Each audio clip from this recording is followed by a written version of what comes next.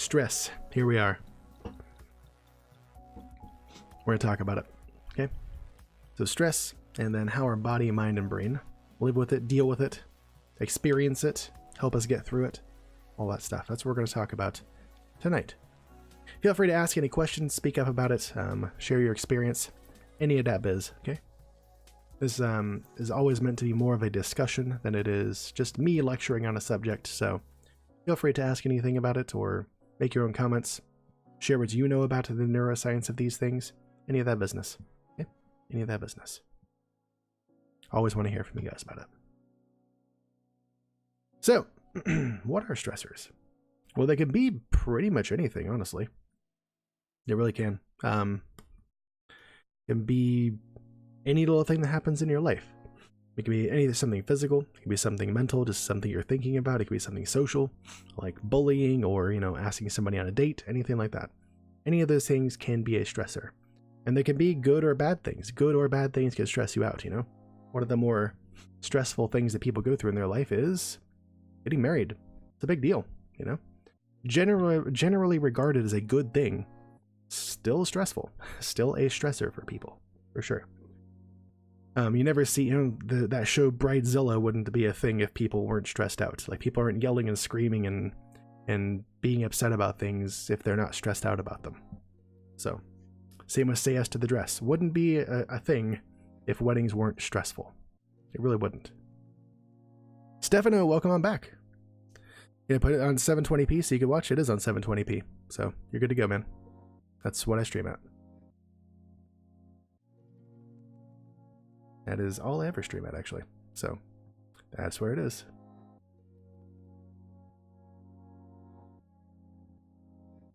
Anyways, so there's a difference between challenges and stressors, and it's in how you view those, how you view those kind of things. If you see something as a challenge, usually it's motivating for you and happens to, raises you up, right? It's something you can rise to the occasion for. Still stressful, still pushes you to limits, but it's healthy for you. It can be healthy for you. Even people that see most things as challenges and rise to them like that still need to take breaks for once in a while because it's still stressful to them. So that's the thing. Yeah, challenges can be good for us, but not long term. Just like stress typically isn't good for us long term either.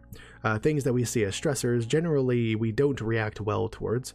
We are quote unquote stressed about them. Not in a good way, but a bad way. And yeah, we need to try to limit those kind of things or change our lifestyle if they're going to be chronic ones, for sure. But if you can get to that mindset and view things as challenges, you may react to them better. Because the way that you view something is the way that has a lot to do with the way that you react to something. We're going to talk about that more in a minute. Welcome in, Rolt. Good to see you. How are you? So yeah, in adults, some of the most stressful things we go through are deaths of a spouse. That's rated up there at the highest one, actually. That's the highest rated stressor that one can go through. Kind of a big deal, whatever. Also, divorce or separation, rated as highest levels of divorce. Those are the three things that tend to be rated as highest. But again, marriage is up there too. There's a lot of very stressful things. They tend to be social ones. Those are the more highly rated stressors. But like I said, anything, depending on how you perceive it, can be a stressor.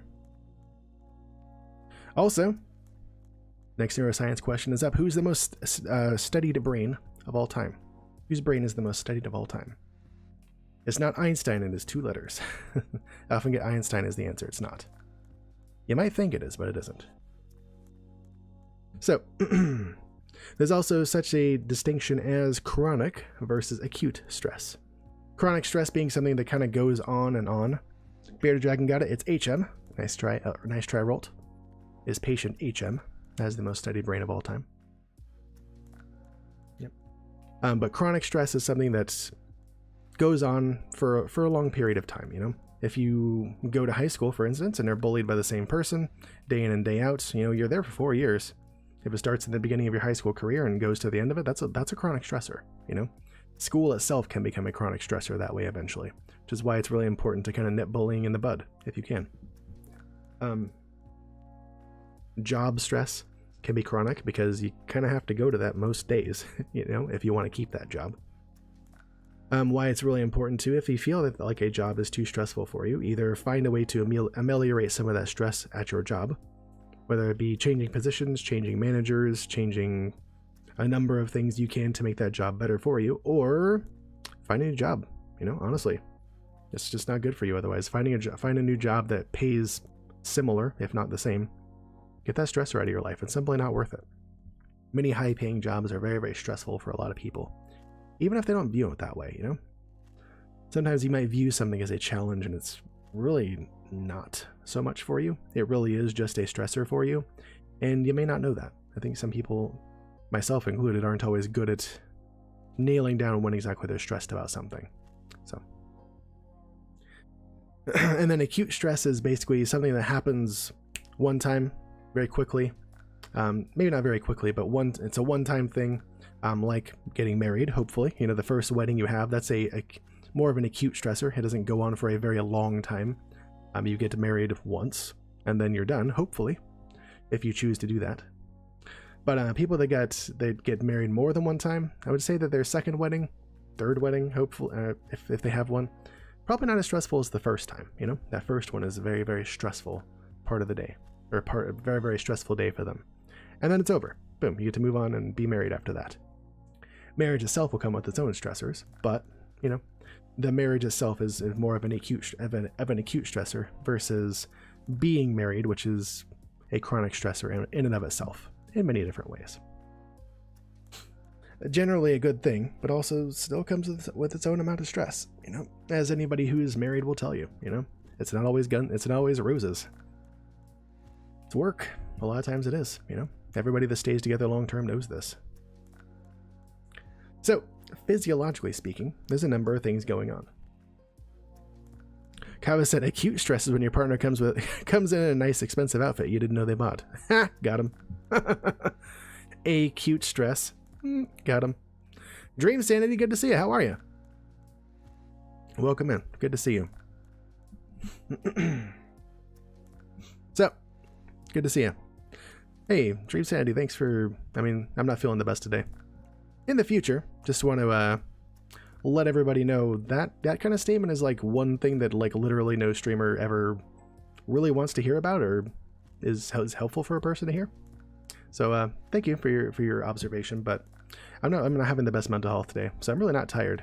It's more that I'm dealing with a lot of depression right now, and I'm still here anyways, just trying to do what I do. So I thank you for understanding. You're really on top of things right now. I'm glad to hear that, man. Glad to hear things are going really well for you. Yeah. So, like I said, physiologically speaking, lots of stuff going on. No worries, Dream Sanity. That is why I try to... That's another thing that I can teach people, being a streamer myself and being connected with more and more streamers every day. That's something that's, like, chronically complained about. That is like that kind of comment in particular. And you didn't know that. I'm just letting you know. No worries on my end. Sounds good. I appreciate those. I always appreciate the good vibes, dude. Thank you. That's a way you can always support a streamer that you care for, you know? Or anybody for that matter. Doesn't stop at streamers. But anyways, physiologically speaking, when you're dealing with stress, that's usually referred to as the fight or flight response, and there can be varying degrees of that. It's not like you spill your coffee and you're in like full-on fight or flight response like you're running for your life. Most people don't react to that situation in that manner. Some people might, but most people don't do that. Most people are realize that that's not the end of the world, you know? So, but anyways, that response, the stress response in general, begins with activation of the prefrontal cortices, the amygdala, and the hippocampus, all of which we talked about in different talks before this. And that happens via our senses, you know, our sense of vision, our hearing sense of touch, all those different things that let us know what's going on in the outside world. And then those parts of our brain help us to decide how we're going to respond to it. So this is called threat detection and the fear response. Of course, those things come into play there. But yeah, anytime your body senses a threat, whether it's a major threat or kind of just a minor threat, your body will respond with a stress response of some sort. Oh geez, I was going to say something about threat detection. Oh gosh. Now I forgot what it was. Shoot, it was poignant too. Oh well. Anyways, so your appraisal of that stimulus is kind of what helps you determine whether or not something is stressful or not. The same things aren't always going to be stressful for some people. Having a gun pointed in your face is going to be very stressful for most people, but other people maybe not so much. You know, maybe they've been in that situation. Maybe they just don't react to it that way. It depends. Everybody's they might be stressed out to different degrees. I would say that would probably stress everybody a little bit, at least, but not everybody's going to handle that the same way. So, it depends. It depends on your appraisal of that, your comfort level, your history with those sorts of things. You never know. Like Taxi was talking about that 4-year-old, you know? Most people would have associated putting their hand on their fence and trying to play with the husky next door something stressful and dangerous, and they probably wouldn't have done that. 4-year-old didn't know that. Didn't know to be stressed about that. Now in the future might not like dogs as much. You know? Might have a bit more of a touch-and-go fear response there. Might be a bit more cautious around them. And understandably so. You know? Totally understandable. But anyways, the parts of our brain involved in that are usually the medial prefrontal cortex, which helps us to think about others and ourselves and assign value to things, help us to assign value to different stimuli in our environment. And also a part of the brain called the anterior cingulate cortex, which we haven't talked about too much yet.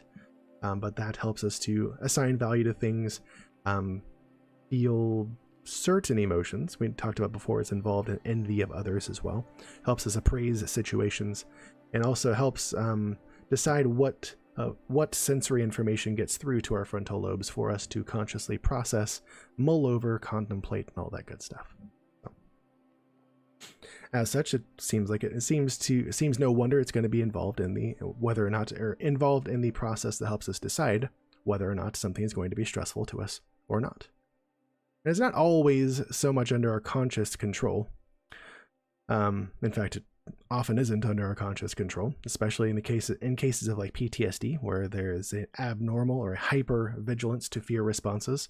You're already in fight or flight before you really even know what's going on sometimes, you know? As our friend Ethanol has kind of described sometimes, his challenges with that, you know? But anyways, most, if not all people, go through this theory or this theoretical framework of a response to stress in any situation. There's an alarm phase, a resistance phase, and an exhaustion phase. And we'll talk about what those are. And then after that, we're going to talk about the neuroscience behind the stress response. Okay. So here we are.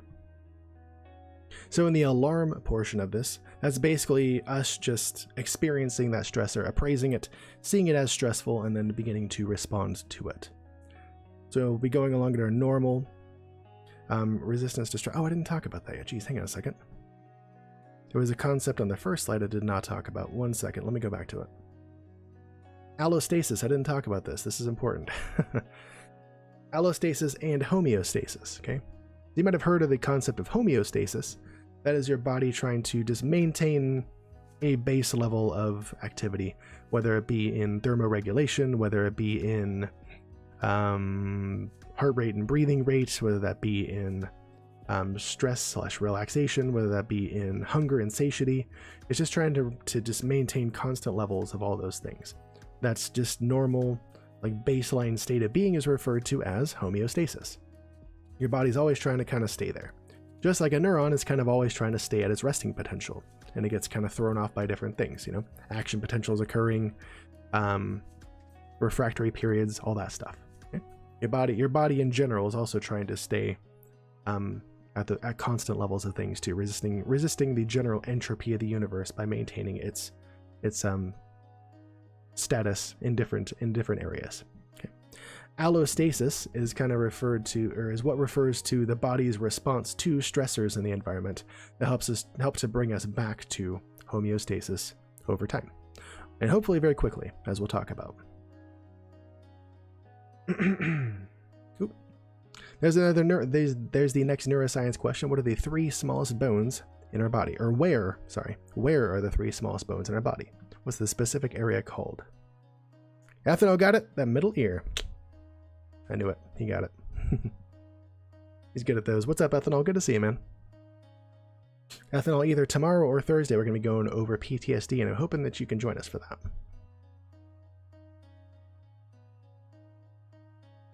I'm hoping everybody can, but you especially, sir.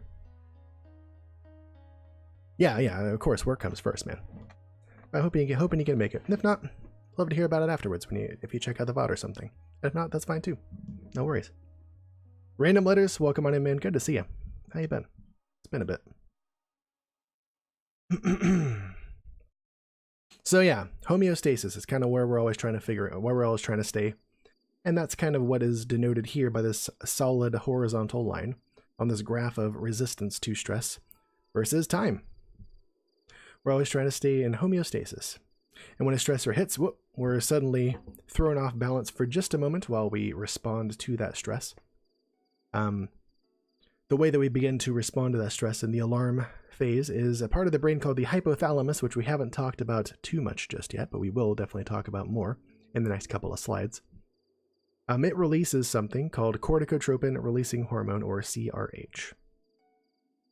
And we haven't really talked about, the hypothalamus much. We haven't talked about what exactly it does yet either. But that's one of the things that it does, is it releases a lot of hormones throughout the brain or throughout the body in order to make it so that we maintain homeostasis in a variety of ways. We're going to talk about the different ways in just a bit. Draco, welcome in. Good to see you, man. How you doing? Quest going on if you're trying to join. Oh, you did. You're good. Good to see you, man. How are you? So hypothalamus releases that CRH. That travels along a connection to what's called the pituitary gland, which releases its own hormone called adrenocorticotropic hormone. And that releases it into systemic blood flow, or our body's blood flow. So the hypothalamus, or the hypothalamus's connection to the pituitary gland and the pituitary gland itself, those are areas that lie outside of the blood-brain barrier. When we talked about the blood-brain barrier, we talked about how most of the brain is separate from the systemic blood flow, or the blood flow in your body. Those are separate from each other by the blood-brain barrier. But this is an area, the pituitary gland and its connection to the hypothalamus, those are areas outside of that. There is no blood-brain barrier there. So that the hypothalamus is able to release chemicals to the pituitary, and pituitary can release hormones out into the systemic blood flow to control a lot of different things. And one of them being our stress response, okay? If those were completely walled off from systemic blood flow, we wouldn't be able to release those hormones into or those chemical messengers into our blood in order to affect change on our body, which is what we need to do here. So that's one area that is not protected. And I think we actually talked about that during our talk about the blood-brain barrier before. Feel free to check out the VOD if you want more information about that. All right, so this hormone travels throughout the blood, especially to the adrenal cortices, which are sitting right on top of your kidney, or your kidneys, sorry, both your kidneys. That's where the adrenal cortices are released from. You often don't, if you hear about the kidneys, you don't often talk about these parts of the body, but the adrenal cortices sit right on top of the kidneys. Those release, one, cortisol, which we just talked about earlier when Bada brought up that question about what cortisol was. Okay. It also releases adrenaline and other chemicals in our body to kick off that fight or flight response. Again, to varying degrees depending on the strength of that stressor. Okay. Back in the brain, norepinephrine is also released throughout the brain, again from that locus ceruleus in the brainstem, which we talked about during our talk on ADHD. Okay.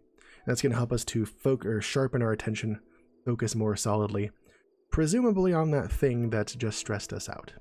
You know, if something stresses us out, but then we can't focus on it, like how are we going to deal with it?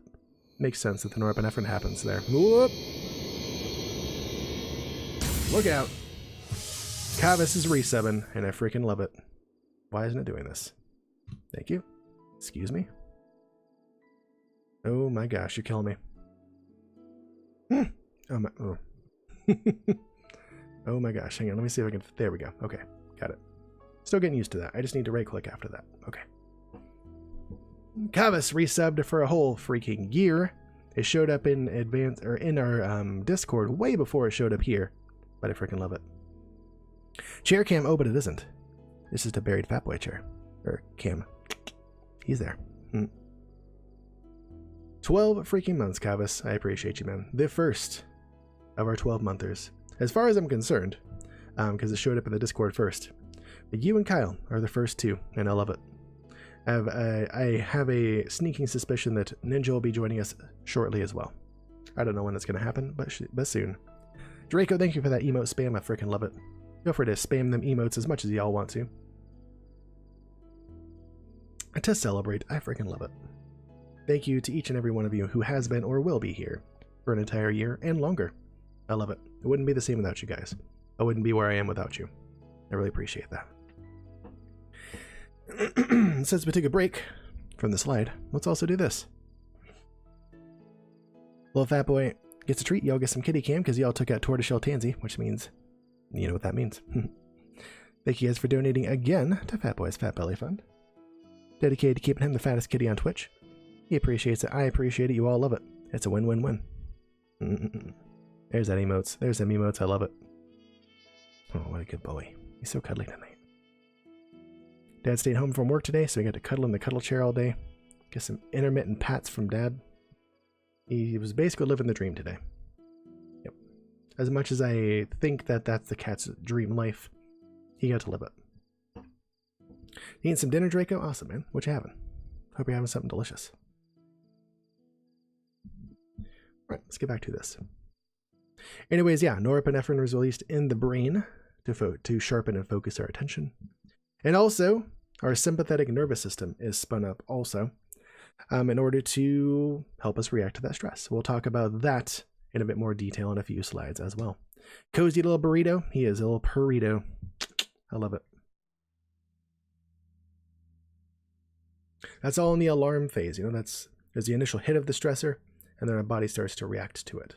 And in the resistance phase, hopefully that initial stressor ends, and the body begins to recover, or it stays, you know, the resistance to stress kind of stays up, the cortisol levels stay up, that adrenaline stays up, and we continue to respond to that stressor. Hopefully it ends soon, because our body, like most things, can't respond to the same thing for a very long time without some adverse effects or some sort of change happening. So again, those glucocorticoid or cortisol levels stay elevated, promote healing, restoration of homeostasis, hopefully. Help us stay focused, help us respond to those stressors, and hopefully get us back to homeostasis. Hopefully help us deal with that stressor and move on. But again, whatever's happening has to end, because our body can't respond to that forever, okay? This can help us respond to those stressors or adapt to longer term ones, right? Help us to just deal with long-term stressors, hopefully. And that can come with some adverse effects if it doesn't end soon. Because we might move into what's called the exhaustion phase. Okay? Not listed here is also the recovery phase, where the stressor does end and we move back to homeostasis and continue on. But if a stressor doesn't end and we don't deal with it appropriately, or we try to continue to deal with it appropriately, we lose our ability to do so after a while. So this exhaustion can occur whenever a stressor goes on for too long, the stress is too damn high, and you just can't deal with it, you know?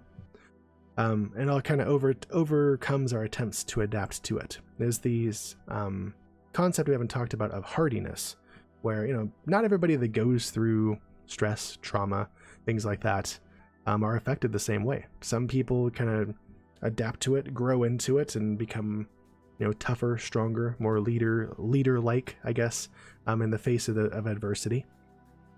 You know, those people just kind of have a more natural propensity towards what's called hardiness, and they just kind of grow into those challenges, and they incorporate that challenge into their lives, and there aren't many, if any, adverse effects because of it. But not everybody deals with it that way. Not everybody can, you know. Some people aren't as quote-unquote naturally hardy, I guess, and they don't have as strong of an adaptation to chronic stress, or even short-term stress. Some people just don't deal with it as well. It's okay. It's just how people are. Nothing wrong or right about it. It just is. So initially, when we are stressed, those glucocorticoids, or things like cortisol, do serve a protective function, but when stress goes on for too long, when there's chronic stress, it can cause damage, primarily in the hippocampus, prefrontal cortex, and the amygdala, those areas we talked about earlier that are for threat detection, right? It can cause those things to become dysregulated. In some cases, especially in the hippocampus, shrink over time. A lot of different stuff can happen, for sure. It also causes long-term activation of the autonomic nervous system, specifically the sympathetic nervous system. So you'll have increased base heart rate, increased base blood pressure. You'll have a chronically suppressed immune system, which is also not good for warding off disease and stuff like that. And eventually can become overexerted in itself and not be able to fight back against diseases when it needs to. Thus, so you can get sick. You might be more prone, if you're chronically stressed, you're going to be more prone long-term to chronic illness as well. And eventually, like if you're just stressed, if you live in a chronically stressing environment, like, you know, low SES environment, an abusive household, just for like years and years and years, your stress response may never really come back to baseline. You may never really get or overcome these physiological symptoms of stress, and you may be prone to a lot of different things down the line, which we're going to talk about more in a few slides as well.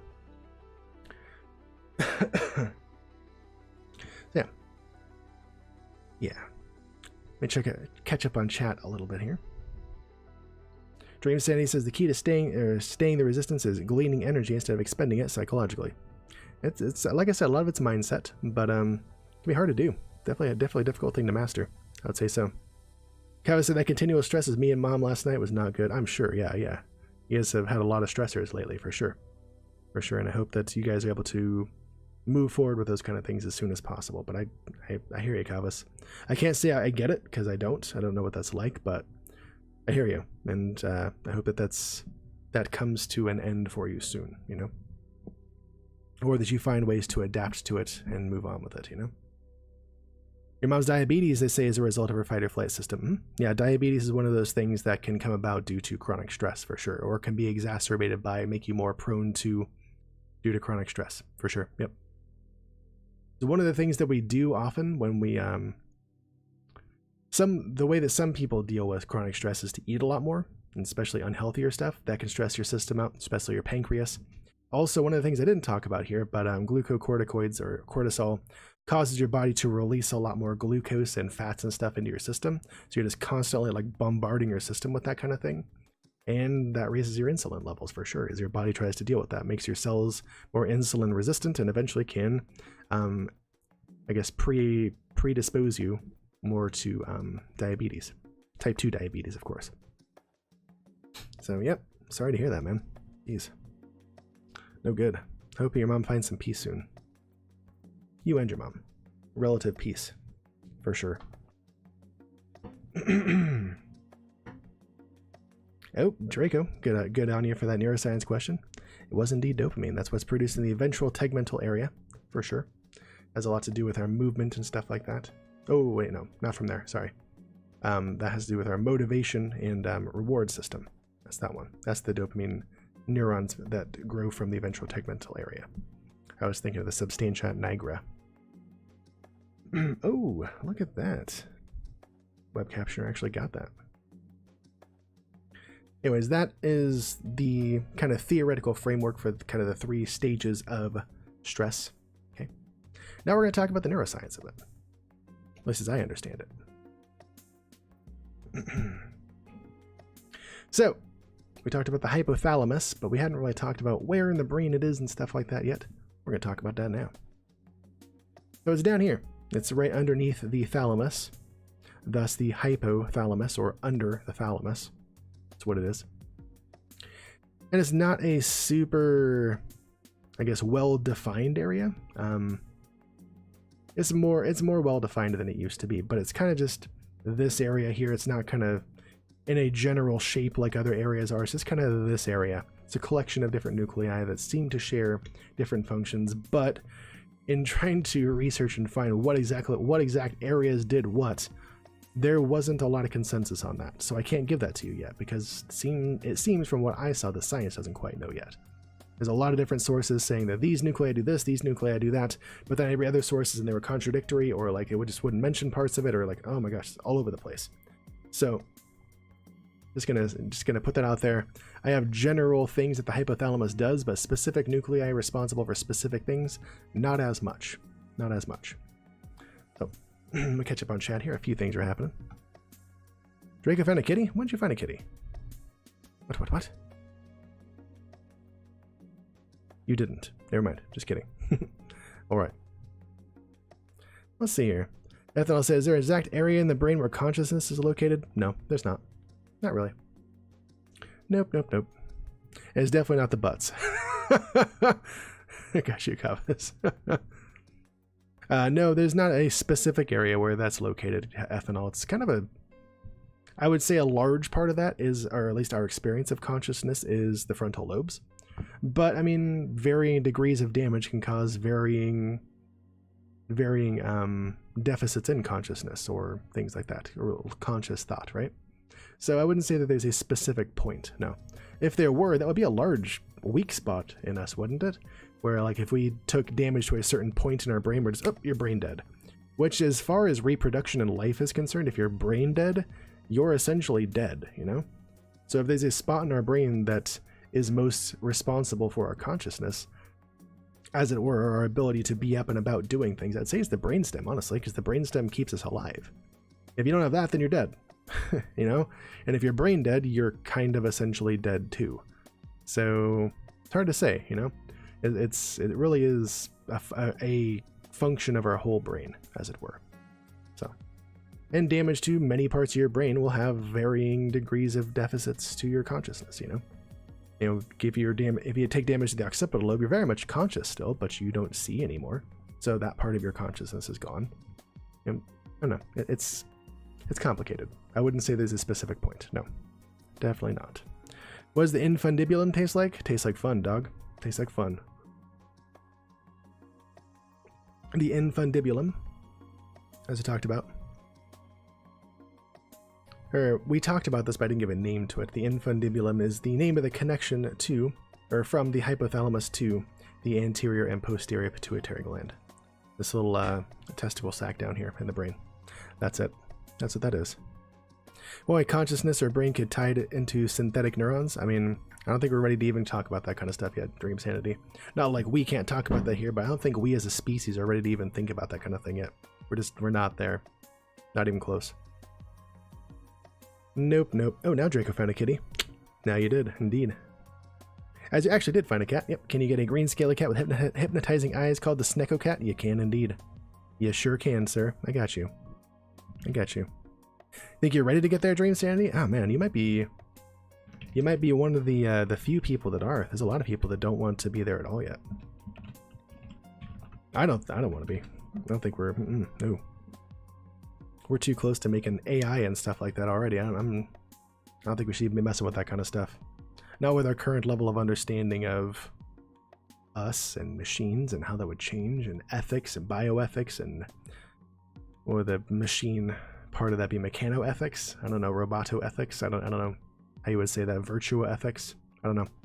And I don't know, essentially creating a race of life. You know, I don't know. I don't think so. I don't think we're ready to quote unquote play God like that yet, as a species. I don't think we're there yet. We have too much of our own problems to deal with first to be parent to a new form of life at this point, which is essentially what that would be, assuming we're already starting to make that kind of thing. We already have the basics of machine learning and stuff down. I think that's what we're essentially making, and yeah, we're not there in my opinion. But hey, it is what it is. It is what it is. So, hypothalamus. We didn't actually talk about this yet, but we're getting there. Hypothalamus is here, a collection of nuclei that work together with many areas of the brain to perform a variety of functions, mostly related to homeostasis. Okay. So it mediates, definitely mediates the activity of the pituitary gland, which we talked about earlier, which in turn mediates secretion of different hormones into the circulatory system for our body. One of them being our stress response, but there's other ones too. We're going to talk about that specific chain of events in a minute as a specific name, but there's other ones like that too that we're not going to go over today because it isn't so much directly related to stress. Just say random letters. She likes who she likes. I don't control her, man. That's how Bada does. And then I said, if I just yeet my pituitary gland, I won't be stressed anymore. I don't know. I would think that there you might have some difficulty with becoming, exhibiting a stress response. That's not necessarily a good thing, though. I would say just getting rid of part of your body to not feel a certain thing anymore. Maybe it may not be the best way to go about it, but I mean, you have more extenuating circumstances and all that stuff, so I can't say what your experience is like. Maybe if I were in your shoes, I would want the same thing. I can't say. Luchadel, good to see you, man. Welcome on in. Yep, you did have one. It's true.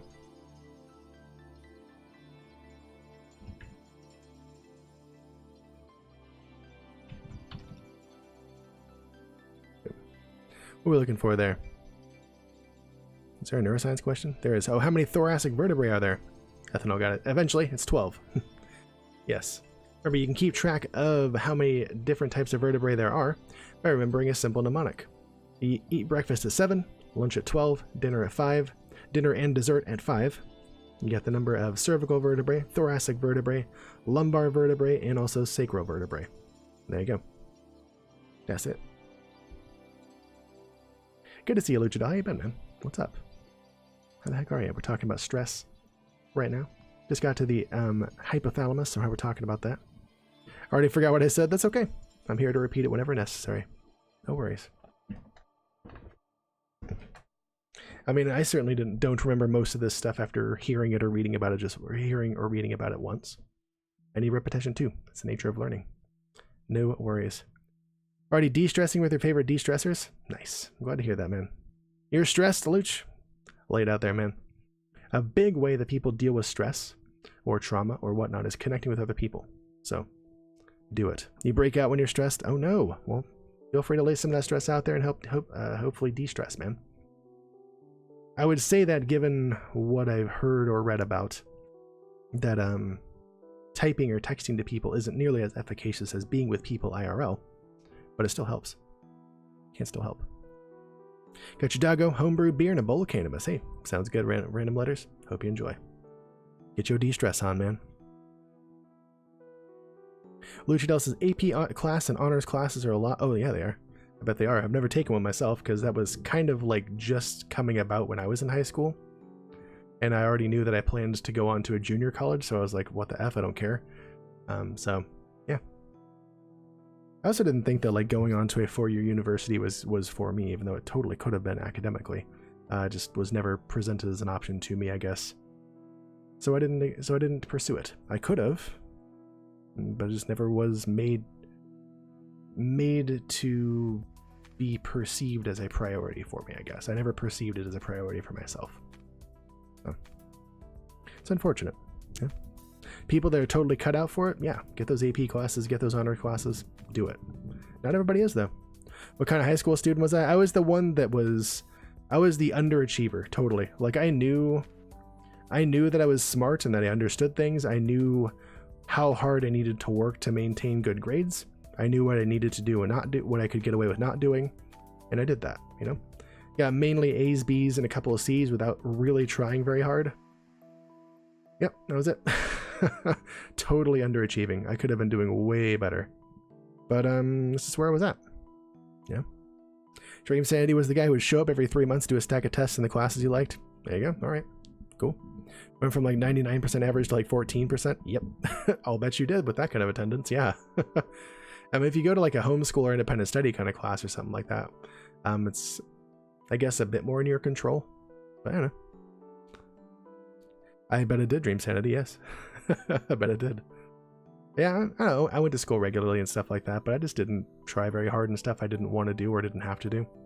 So, got my credits and left, and like I said, knew I was going to junior college my junior year, so Didn't really care. Like, you can get into a junior college with a pulse, so it didn't matter. Whatever. The only thing I missed out on was like a good student discount when I started driving on my car insurance. Small potatoes as far as I was concerned. But anyways, I see y'all took out Fur Ninja Shinji Neko, which means this little fat guy right here gets a treat. And you guys get some kitty cam. Don't get up, Fats. I'm gonna bring it to you. Oh, what a good boy. Let me wait on you, Fats. Let me wait on you. Thank you guys for donating again to Fat Boy's Fat Belly Fund, dedicated to keeping him the fattest kitty on Twitch. He appreciates it. I appreciate it. Well, I love it. It's a win-win-win. Lick carefully, Fats. Lick carefully. Oh, I see. He's like so much more careful about it since he got his tongue stuck that first time. Oh, just got a little stuck there too. Gotta be careful, buddy. Get that tongue stuck again. Luchadel says, I wish we could pick our classes. If math was out of the question, perfect. Yeah, I mean, I'm guessing that you have graduation requirements just like we would here in America. I didn't get to pick all of my classes either. We got certain electives and stuff like that. But I mean, you had to take 4 years of English. I don't know why. I felt like I was perfectly proficient in reading and writing and stuff like that after sophomore year, but whatever, I guess. Got to take 4 years of English. A couple years of math was my requirements. They differ by high school. Mine was 2 years required. I went on and did more. I don't know why, I think because my parents wanted me to. I didn't want to. What else? 1 year of like government and econ, world history, US history, things like that. I take health and whatnot. 2 years of science, whatever you want. I did bio and physics. Kind of wish I would have done bio and chemistry. Yeah, things like that. We're largely the same kind of graduation requirements nowadays. Working in a high school, I see that they're largely the same, but some places have more emphasis on other things. Redtacular, my friend. Gerbo Potato, my friend. Good to see you, Gerbo. Just want to let you know. Did you miss much? You missed that we picked your name for the drawing. So you can feel free to go add me as a friend on Steam whenever you get the chance. Okay, and so I can give you $5 on Steam to purchase whatever your little heart desires. Okay. Have a supper with the family? Well, good, I'm glad. Thanks. Well, thank you for being here, Gerbo. Thank you for helping connect with one of our newest subs and making them feel welcome. Thank you, Gerbo. Don't thank me. Thank you. Okay. Luchdale says they need to teach taxes, how to drive. Not so much. In my high school, they did a driver's ed course. They did like the rules of the road and stuff like that, but schools aren't going to teach a student how to drive. There's too much liability with that. Deal with stress in relationships. Yes, I would definitely say emotional health and mental health should be as much a part of high school as physical health is. There's definitely PE requirements. Why aren't there mental health requirements? Like, why isn't there some of that? There should totally be that. How to act well in a work environment goes hand in hand with stress in relationships, in my opinion. Yep. I would absolutely say that they need to teach that kind of stuff for sure. When I was in high school, they did teach a little bit about like kind of functional life skills, I guess, for like a little bit my junior year. Like how to properly address an envelope and things like that. They did like a few weeks of that or something, but they could have definitely taught us way more than that. Absolutely. Need lower drivers on driver's licenses? I mean, for us, it's pretty cheap, I guess. Not cheap, but not expensive at all, I would say. Yeah, PE and health are squished into one course. Yep, they are. Yep. And health doesn't even talk about mental health at all.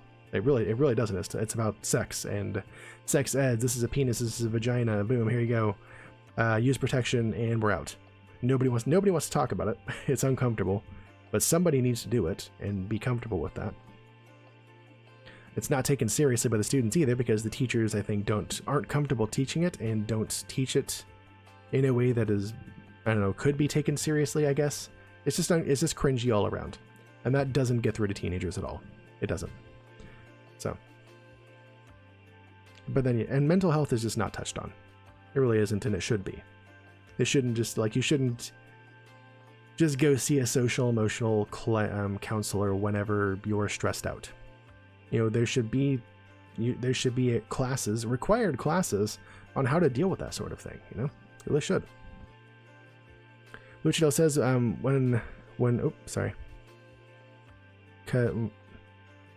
I don't know what you're getting at there, Luchadel. I'd love to hear it, though. It sounds like you're talking about mental health, but I can't tell what that sentence is referring to or what it's supposed to say. Red says, for you, it's, dang, $1,500 to $2,000 US dollars, assuming you don't fail. If you fail, you pay again. Damn, dude. Wow. gatekeeping much? Jeez. I'm guessing, oh, well, I guess with the increased focus on public transportation over there, they really do see that as much more of a privilege than they do here in America. It's still touted as a privilege, not a right, but like, dude, it's so needed here. Like, everything is so far apart from each other. Like, you need to be able to drive to get around. Like, if you can't drive, you are severely limited in what you can do. You better live in a large city, because like, you just can't get around otherwise.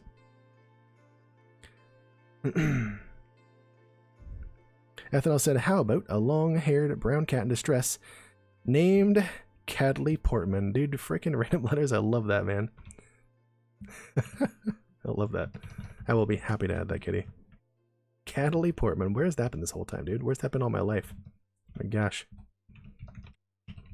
Thank you. Perfect.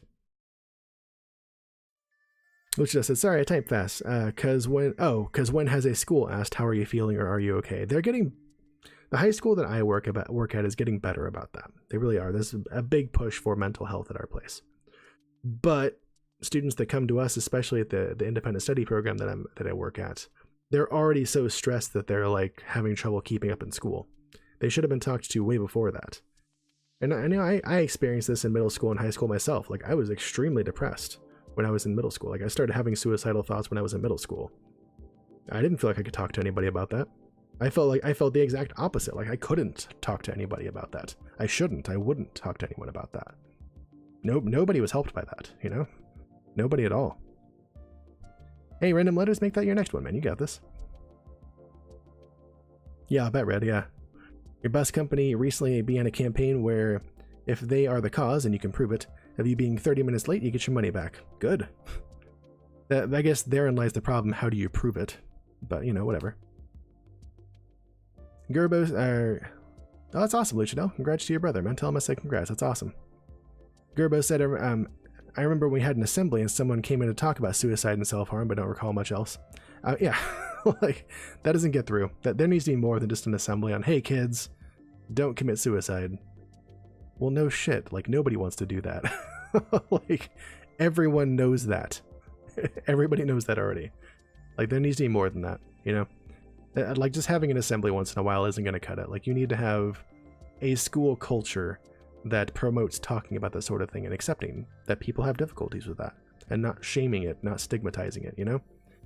Whether advertently or inadvertently. I think that needs to be in the military too. And it sounds like, from in doing research on it, the military is coming around somewhat. They're seeing that they are losing career professionals because of it, and they want to avoid that. I wish it wasn't just for that reason and more just to be decent human beings, but, you know, I don't know. I can't say much about it because I haven't been in the military. I have no military experience. I don't know what the culture is like, but I have read that they are trying to promote that sort of thing more, for sure. Especially in reduction of PTSD and things like that, depression, things that a lot of people often get in the military. You know, I've read that they're trying to combat that more. Indeed, Gerbo, they are. Yeah, being a teenager is already hard enough. It is. Ethanol, good on you, man. You got it. Yeah, where those commissural fibers connect across hemispheres. That's the one. That's the one. Not just a school problem, it's a problem everywhere. It is. But I would say that it's of the utmost importance in schools. It's like of the utmost importance in schools first, in my opinion, and then military second. People go through a ton of stress in those two environments, you know? After that, just on the job as well. On any job, there should be like that kind of support, and not just out of pocket through your health provider and stuff like that, but like on site if possible, you know? There should be someone you can access and talk to that your work sets up, you know? Or they try to make sure that your mental health is a priority as well. In my opinion, that's the dream, but how logistically will that work? I don't freaking know. But it is of the utmost importance in schools, especially high schools and middle schools. Because kids are becoming adults, and it's a very, very vulnerable time for them socially, emotionally, and neurologically. So.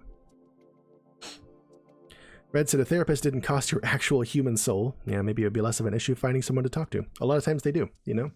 And one thing I've learned in learning more about mental health, especially from somebody who is a therapist and streams on Twitch sometimes, they mentioned that there are therapists, if you shop around, there are therapists that have a certain amount of their caseload set aside as pro bono, or severely reduced in price just to help everybody, because that's what therapists want to do, you know? Like, many therapists are pissed off that they have to go through insurance companies too, or else they don't get paid, and like they can't see everybody because insurance companies won't work with them. Like, they want insurance companies out of that too, so they can work with everybody. But they can't always, because insurance companies get to say who they can and can't see. So, you know, they got to make a living too. But many therapists will have set aside a portion of their caseload where it doesn't matter how much you can pay, they'll still try to help you. You know, they'll still work with you. So you just gotta shop around and find one of those people, you know. Gotcha, Luchadel. Cool. Good on you. Ethanol said there was a Reddit post that I read a while back about a soldier who was going through a divorce after coming back. Oh god, that's terrible. Just came back from combat deployment, and your wife wants a divorce too. Fuck that, dude. Yeah, he was coming back from a combat deployment and was pretty keen on cashing in on a 9mm retirement plan. I'll bet. Yeah, that's hell. Like, I can only imagine, because I've seen it in popular media and stuff like that, but if you're married and you're out on combat deployment and you come back, like, probably one of the things that got you through that combat deployment was coming back to your wife.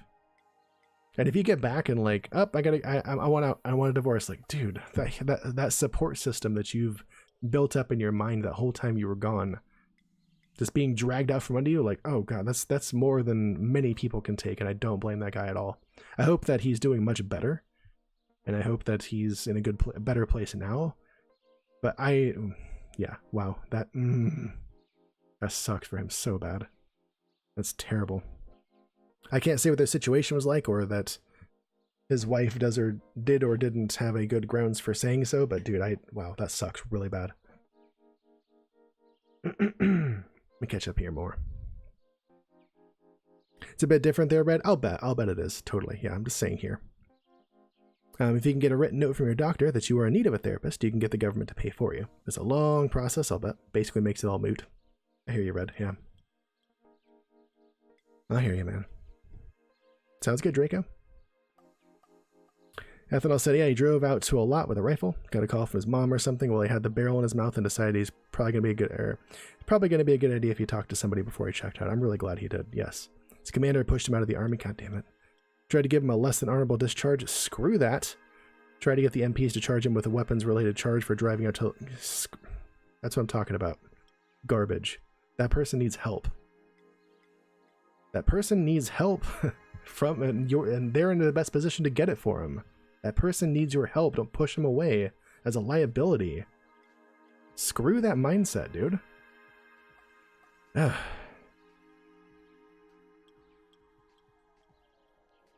Oh, that's annoying. Oh, that's really annoying. Gosh.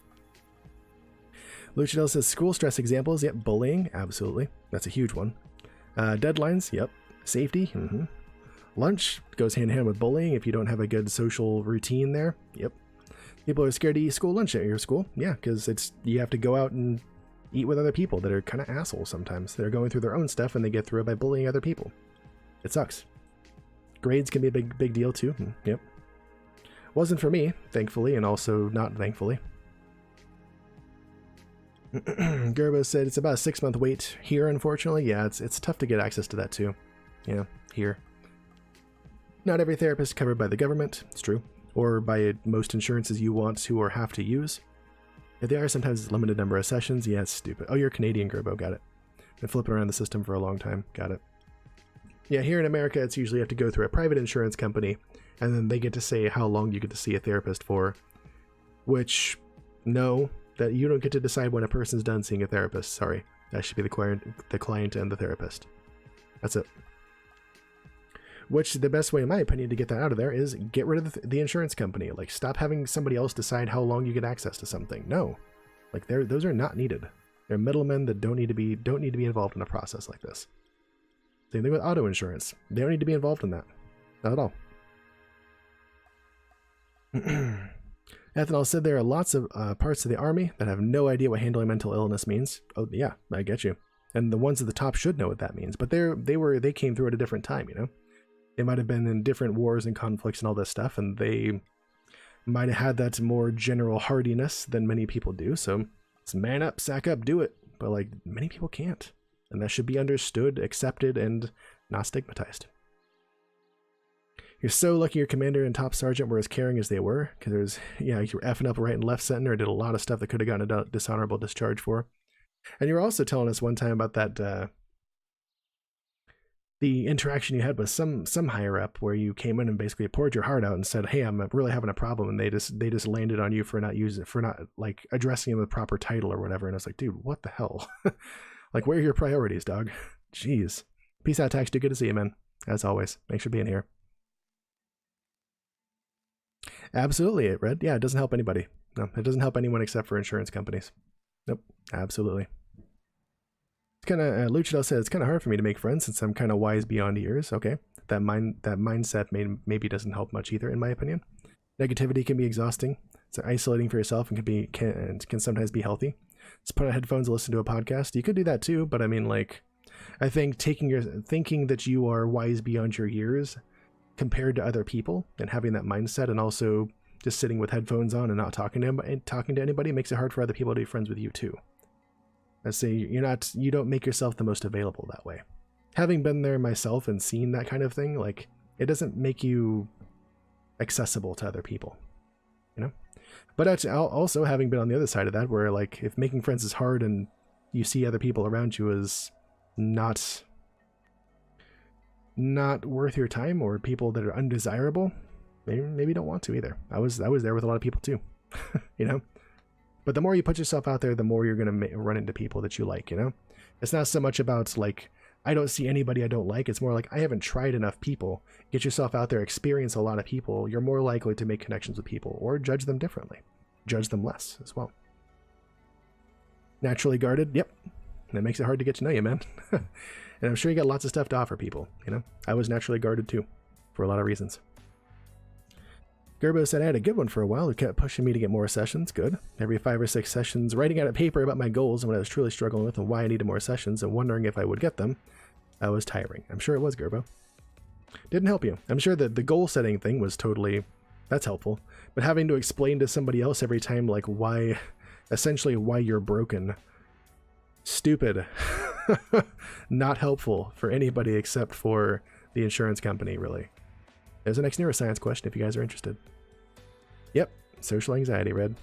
I never had too much of that myself. I don't feel that as much, but I hear it. I hear it for sure. Ethel said, yeah, it was the day I got admitted to the ward. I was bawling my eyes out in my commander's office that morning. Yeah, because I told him I was having a real hard time and wanting to breathe. I called him a man.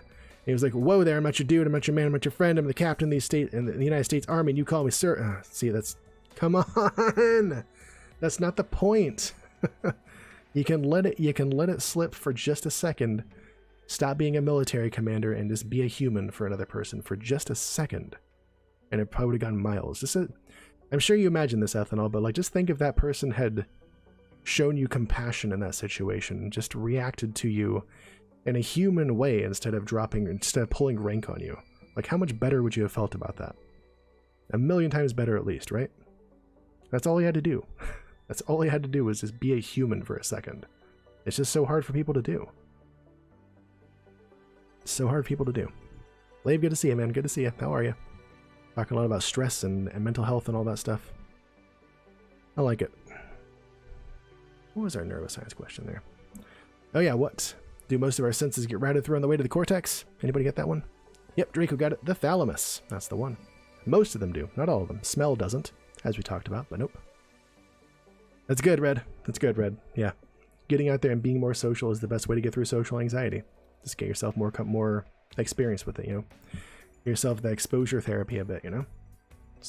Let your brain get used to the fact that you're going to do it, and it doesn't need to be scary. It doesn't need to be anxiety-provoking. You learn how to build those coping mechanisms. Learn how to do that on your own, says Red, which you shouldn't have had to do. Yeah, but many people just don't know how to teach that kind of stuff, you know? I get you, though. I get you. Draco kills it with those questions, man. He does. Absolutely. Also quest time for whoever's ready.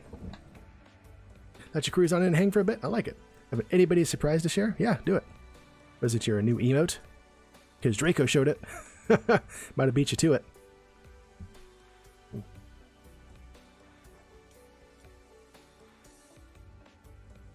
There's our question of the day, by the way. What's something that really stresses you out, and what do you do about it? since we're talking about stress. Thank you for bringing that up, Gerbo. Always there if you guys want to talk about it. And I see you guys took out fabulous feline fencer Felicia, which means this little fat one right here gets a treat, and you guys get some kitty cam.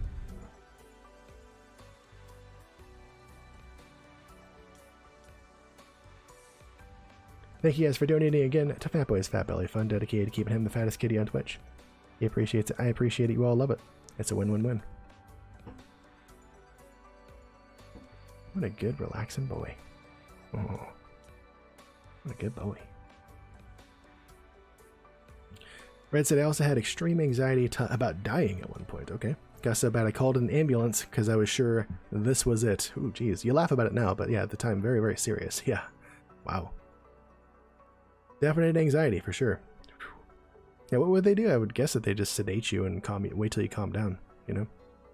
Similar to other types of extreme anxiety, I would guess. Took you to the hospital, gave you a test, told you nothing was wrong. I would guess that they also gave you some sedatives or something. I would hope to give you some relief. I got you, Lave. I got you. No worries, man. Ethanol said, to be honest, him saying that, that officer reacting and pulling rank instead of being a human, one of the reasons he decided to tell my commander that I wanted out instead of asking him to let me stay in. Took so much restraint not to come up with a fuck you to a commissioned officer right there. I didn't want to deal with that kind of stuff going forward. I bet. No, I bet. That would make many people want to walk.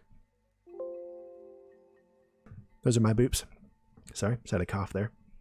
Yeah, and you know, unfortunately in their mind, like, whatever. No, not whatever. You should be there for the people that you are in command of. Not only are you in command of, but you're in care of them. You need to be there for them. Whether or not you agree with that is your point of view and your problem. You know? It's all good, Draco. No worries. Yeah, I bet they did, Red. Yeah. Yep. I bet they did. They would. Absolutely. Yeah, it's true, Red. Red's been the victim of many a Nina quote, for sure. Whew, that was a nice little aside there. I like it. Thanks for sharing so much, guys. I love it. Did I get back to this? Oh, I did, yeah. So, the hypothalamus. We're talking about mediate hormone release by the pituitary into systemic blood flow. Also mediates a lot of different behaviors as well, but though I don't have the different nuclei nailed down because I just, like, it doesn't seem like science in general seems to agree on what does what there. But it helps us to maintain homeostasis through feeding and satiety, our circadian rhythm, our wake and sleep cycle, the autonomic nervous system response, which we're going to talk about more in a bit, thermoregulation, you know, either controlling sweating or shivering to keep us warm or colder, mating, birth, lactation, and also, I didn't put this in here, but water retention or water loss. Helps us to maintain those different systems and homeostasis via those. Homeostasis indeed. Yep, that's the one. Sexual dimorphisms are present in this part of the brain. We said before in the amygdala there really aren't many sexual dimorphisms in the brain, if any. This is one place where they are. The presence or absence of certain types of receptors are mediated by different androgen levels. So testosterone being present or not, and estrogen being present or not, will cause the hypothalamus to develop in different ways in both rats and people. They do look structurally different, not so much in size and activity, but more types of cells and types of activity that they do. You know, like males tend not to lactate or have a menstrual cycle because they can't. You know, and part of that is because the hypothalamus, by having presence of testosterone and not estrogen, develops in a different way to mediate getting erections and stuff instead of, you know, those other things that women do with their bodies. You know, so. That is one way that men and women are different in the brain. You know, it's usually things tied to function with, or what's the word I'm looking for? Development with presence of different androgen levels. Those will create or mediate sexual dimorphisms in the human brain, and also rat brain and other brains as well, likely. But this one, I did indeed say sex. We're all adults here. It's fine. Red said the 2 times I've been in an ambulance, he felt super safe. They're so nice. Yeah, the one time I've been in an ambulance, also felt real good. It was fine. Took a little nap, felt nice and comfortable. It was good. Guy was like, yeah, just let me know if you need anything. I'm just gonna be here doing paperwork if you don't need me to take care of you. I'm like, oh, I'm good. Just going to get my gallbladder out. You know, whatever. It's Christmas Day, getting my gallbladder out. It's fine. I'm just gonna sit here and chill. No worries. Don't need pain medication or anything. I don't feel pain. I'm fine. Gerbo said, I've heard that some people who undergo MTF hormone treatment, oh, male to female, yeah, and likely also feel female to male if they do that. Sometimes capable of lactating and nursing. Mm-hmm. Yep. Kicking up the estrogen levels in a body can cause that sort of thing to develop. Mm-hmm. Yep. Maybe not fully, but to some extent. Yep. It's like the few women that are out there that take a lot of steroids to kind of like get really buff and thus bump up their testosterone levels. They also tend to, go through some development as well. Yep. You get an epic beard? Oh no. You get more male hormones, so you get an epic beard? I don't know. I don't know how much this is mediated by testosterone. I couldn't say. I certainly don't feel more manly. Well, I kind of feel more manly with a beard. Yeah, I'm not going to lie, I do. This does make me feel more manly. Like a beard so long it envelops the entire planet's what you're after. I mean, you got to soak up the entire ocean, dog. Yeah, and the epitome of epic beard. Absolutely. Yeah, Gerbo, I mean, we have the ability at birth to become either sex. Just depends on what's present, what genes are present, what sorts of androgens are released in what quantities and stuff like that. I'm not going to go into it because I couldn't find any solid research, but my textbook was saying that the hypothalamus is also kind of where gender identity lies. And I was like, I looked it up. I could not find anything that said that, so I'm not going to confirm or deny that, but that's apparently what some scientists are thinking. I couldn't find any studies that said that. Like I said, I'm not going to go into any further than that. But there is research being done on that, which is cool. I do like that. That there is research being done on a more physiological and anatomical basis for gender identity, and it's so that people can stop saying it's a religious thing or it's just a psychological thing, and people can be ungayed as it were. Because no, there does, at least as far as the scientific community, some of the scientific community is concerned, there does seem to be more to it than that. And I'm glad that that's there, because that should be taken more seriously and seen as more as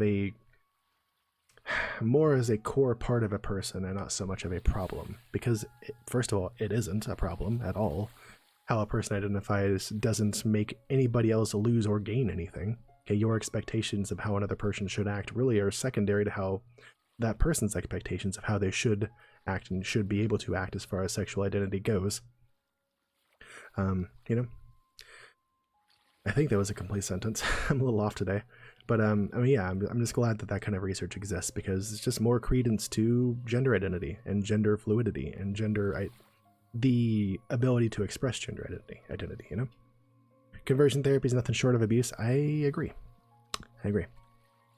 What's the corpus callosum made of? Definitely not vestigial axons. That's nothing I've heard of. Couldn't see what that is. Still waiting for me to braid my beard like Gandalf, Gerbo? Have you seen the VOD where I glitter and braid it? That exists. That's a thing that exists. Soaking of a beard is often underrated. I do it every morning when I shower. I mean, it's a thing that happens. Man, but corpses, got him. You need to see it? It's up there. It's on YouTube. It's easy to find on the YouTube. It's like right there at the top in the clips. But it's also in the VODs here on Twitch as well. It's there. Happened last October when we were celebrating my Twitch anniversary. Me streaming for a year. Magus coming out the bushes with that freaking neuroscience question answered. What's up, dude? Good to see you. Good to see you, Mark. How you doing, man? We're talking about the hypothalamus stress, and I was just talking about how some research, I think this might be of interest to you. There is apparently some research out there. I couldn't find any before this, so I'm not going to go into it in detail. But in my textbook, they were saying that the hypothalamus, or research has shown that the hypothalamus may be the seat of where gender identity is. And I was saying that's good, that scientists are able to ascribe or there's at least interest in looking at anatomical and physiological aspects of that, because it lends more credence to the idea that gender isn't just a psychological construct or something like that, and less likely to just be therapied out, or that you can, you know, convert a person or basically ungay a person with therapy and stuff like that, because it shouldn't be that way. And I think there being a physiological and anatomical reason for a person to be able to say that they are a certain gender, I think helps their case and makes it more acceptable, in my opinion, or makes it more, not acceptable, but accepted, can make it more accepted in the world as a whole. It's harder to argue that it isn't a thing if there's a specific part of the brain that says, yes, there is, you know? So, like I said, I couldn't find specific studies that said anything like that. I looked, I couldn't find any yet, but I hope that those are on the horizon and shared often and loudly and frequently. Because, yes, I'm all about that. Anyways, let's move on. We talked about all those. So, we talked about this a while ago before we got on the time, before we were chatting back and forth, which is totally fine. Totally fine. Oh, hang on. Mark said, I don't know what that first thing is, so that's just O. Then we can end up having to get a test for whether your brain bit looks right before you can get affirming treatment. I didn't think about that. Yeah. On the other hand, oh. Yeah, there is that. Yeah. But who's to say that your brain doesn't look a certain... I don't know about that. I don't know about that, because you don't need to get a brain scan to confirm depression before you get medication for that. You don't need to get a brain scan to confirm anxiety before you get medication for that. I don't know. I could see with how hot button a topic that is, that maybe they try to make it like that just to prevent people from getting access. But I would say that, you know, if it's treated like other, I guess, quote unquote disorders, that you know, gender identity isn't a disorder, but if it's treated in the same way as those other things, then you wouldn't need one, hopefully. In my opinion, if you're treating depression and anxiety and things like that, you should have one. Like, the brain is the only part that isn't constantly imaged when there's something supposedly wrong with it. You know, if you get a broken leg, you go to get an x-ray and look at the bone, see what you got to do with it. They don't do that with brains, and they should. But then again, gender identity isn't anything to treat. That's just how a person is, how a person feels, how they identify. There's nothing to treat there. So I would hope that it wouldn't move that way, Mark Megas, but I could totally see what you're saying, and I didn't think about that. Yeah, I hope that as this research, as whatever research exists progresses and is disseminated, I hope that it doesn't move that way. That would not be good for anybody, in my opinion. Girl, I said, "Oh, this isn't just glitter. Oh no, how to get it out without chopping the beard?" Actually, just right after the stream, Gerbo's referring to me getting my beard glittered and braided. So what I did right after the stream, Gerbo, I just had my lovely wife fill up a bucket of hot water, and I dipped my beard in there and like shook it around and undid the braids and just shook it out and all that stuff in the bucket. Like 99% of the glitter was gone. All the hair gel came out. No problems. It was fine. It was just fine. Hypothalamus, got him. Love it. Red. That comment with that comic relief, dude. I always appreciate it. I gave it a beard spa, indeed. Gerbo said, I mean, at this point, if you need to jump through hoops of therapy and stuff to get treatment anyway, you do. You do. But like I said, I would love to, like, ideally, you're looking at a brain scan as well for those types of things. Not gender identity, but depression, anxiety, bipolar, all those things, you know? You should be looking at what's happening in the brain, too. Scan could arguably be preferable to the current standard. It should, yeah, it should be. Absolutely. Like I said, the brain's the only part we don't look at consistently when you're going to treat it. Why the hell not? Why aren't we doing that? We have the ability to do so. Why cost? Insurance companies, that's why. Stop it. Like, turning on a machine and scanning somebody doesn't need to cost that much. It doesn't. It just does because it can. Ethanol said, just as an aside, there's a reason you need to jump through hoops to get HRT anyways. Hormone replacement therapy. Because for the most, especially for female to male, because there's actually irreversible side effects of getting on testosterone slash estrogen. It is. There is. But there's irreversible effects for a lot of stuff that you go and then get treated for, you know? And if it's elective, like it is there, which it's arguable that maybe it shouldn't be as elective. I don't know.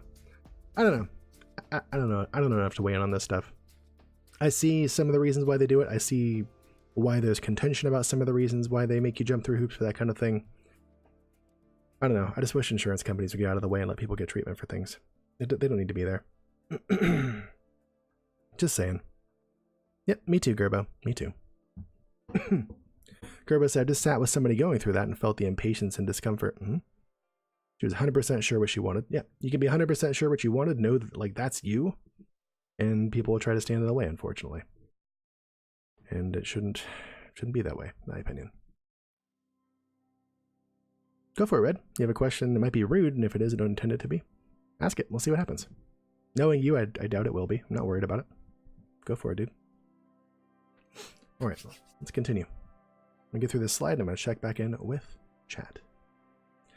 So we talked about earlier how there's a kind of a chain of releasing of hormones in your body to release that cortisol when you're stressed, right?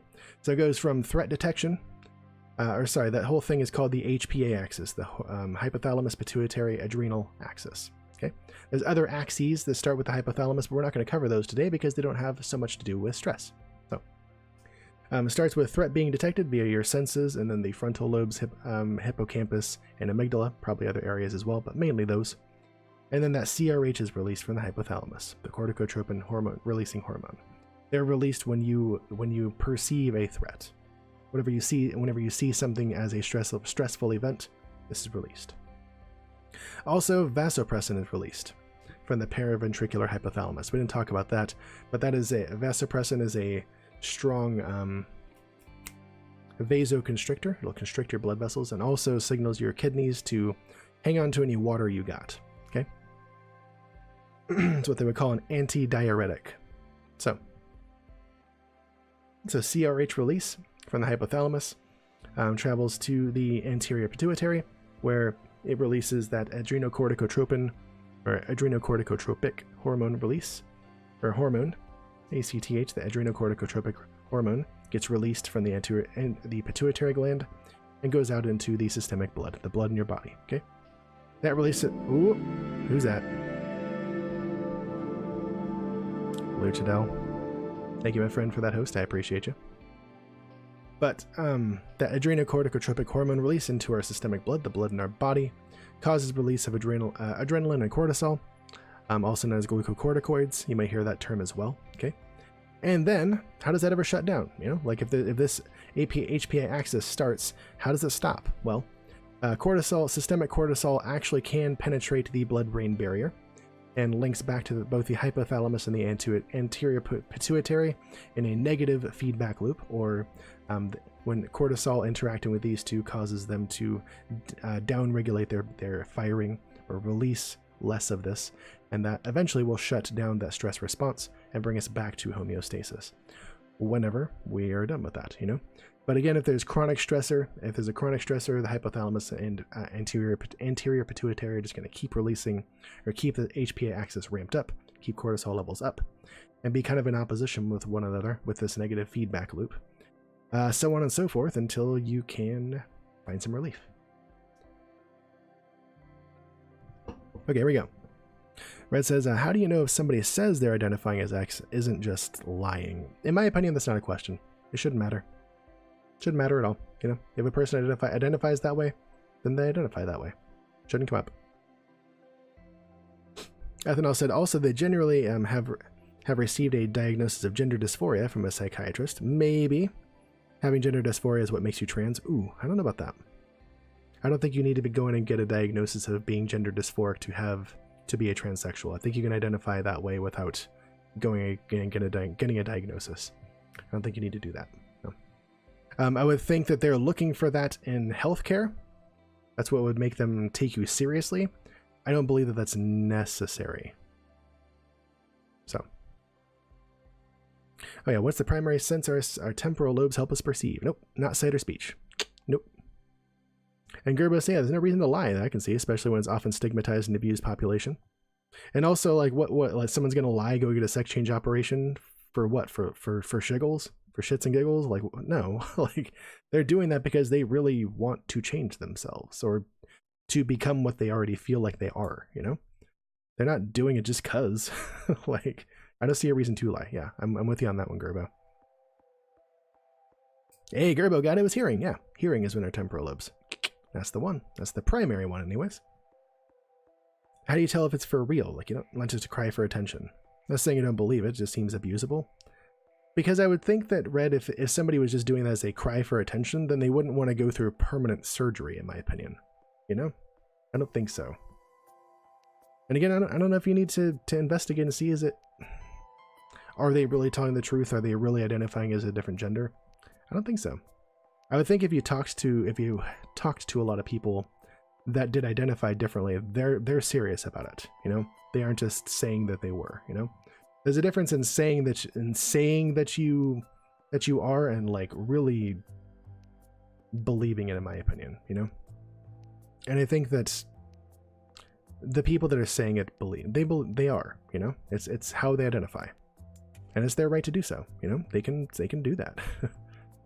They shouldn't need to prove it to anybody else. Hey, awesome, random letters. Way to go, man. I think I have maybe 5%. Not gonna touch on the non-binary and other gender stuff outside of male, female.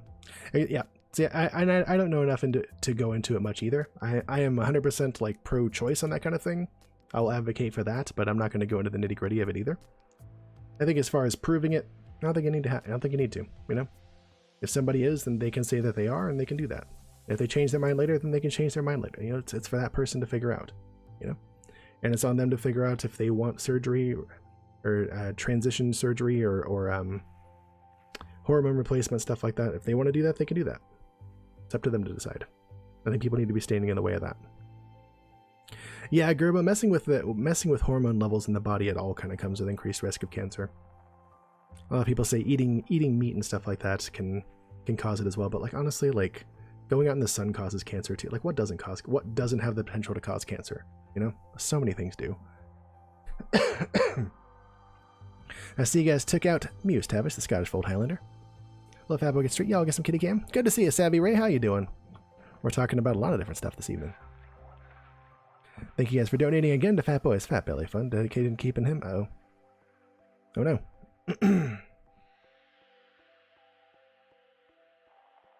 We back? Nope. Uh-oh.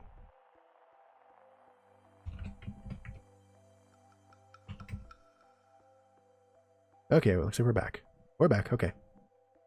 Thank you guys for being patient. Had some frame drops there. Thank you guys for donating again to Fat Boy's Fat Belly Fund, dedicated to keeping him the fattest kitty on Twitch. He appreciates it. I appreciate it. You all love it. It's a win-win-win. Happy Mardi Gras. Oh, I didn't even know that was happening. Yeah, happy Mardi Gras, everybody. I guess. Let me catch up here. Nice, random letters. That's awesome, dude. Yeah, Gerbo, it's a really hot topic right now. Like I said, I try not to delve into it too much either, besides just hate. It's up to the individual. I support their choices. They ain't hurting nobody else by doing it. I'm not going to get into the nitty-gritty of it because I don't have the knowledge base. I don't. I just don't. Many people that I associate with through streaming do, and I try to learn from them what I can if they aren't vitriolic about it, which some people are, unfortunately. So I try to take their lead, listen to what they have to say. But it's a hard issue. It's an issue that's hard not to be upset about if it's affecting you. Because literally other people telling you that you have to be a certain, identify as a certain personality when you don't feel it, you know? Well, like I said, I'm all pro-choice. I'm pro-choice on most anything. As long as it's not actively hurting somebody else, freaking do it. Like nobody else needs to be telling you to do it or not. Yep, gotcha, Ethanol. Says, I'm with you insofar as claiming that to be non-binary has zero real effect on anybody. But there is a measurable portion of the transgender community that do have dysphoria. Oh yeah, feels as if those sections of the communities detract from their plate as a trans person. Interesting. There's gatekeeping on both sides. There probably is. Yep. That's not surprising. Not surprising. I get you. Yep. Like I said, best I can do is support people in what they want for themselves. And, you know, and the extremists on either side need to just back off. There's going to be extremists on either side of many issues, you know? And they don't need to be. Honestly. The people need to take a step back and see how is it actually affecting them. They shouldn't. People going through these kind of gender identification issues don't need to be, I guess, utilized and also gatekept from what they want, in my opinion. Let them identify how they want to identify, and love them or stay out of their life. You know, just let them be what they want to be. Let everybody identify how they want to be, and peace be with you. That's all you need. Ugh. Anyway, that's not at all what I intended to go through tonight. Totally fine with doing so. It's fine. I like that we had a good discussion about that, and it seems like we're all on the same page for the most part. Yeah. I'm going to continue on now. I'm going to continue on. Alright. So there is corticotropin-releasing hormone throughout the day. Even if we're not, I guess, particularly stressed, there isn't a stressful activity coming at us. But there's a lot of it right after we wake up to kind of help direct our feeding, our attention, our motivation, and stuff like that. Even on the weekends when you don't have to work, but especially during the weekday when you do have to work. Definitely some stress there. Indeed, Gerbo. Peace and love. Exactly. So there's a lot right when we wake up, kind of tapers off throughout the day. There's another spike in corticotropin-releasing hormone in the afternoon as well. Again, probably to direct those same kinds of things, feeding, attention, motivation, and stuff like that before you go to bed and all that. Before you start winding down for the evening. There's almost none released overnight because you should be asleep according to most people's circadian rhythms. You know, I'm wondering if mine might be different because I tend to naturally just stay up late into the night and sleep through the morning. I don't know. Being a morning person has never been easy for me, but I've always had jobs that requires it. I wish I didn't. Another reason why I want to make this a full-time thing, because I can make my own schedule. I won't need to be beholden to a 9 to 5 schedule, you know? I can stay up as late as I want and stream as late as I want and then sleep in. And I hope I can do that one day. Anyways.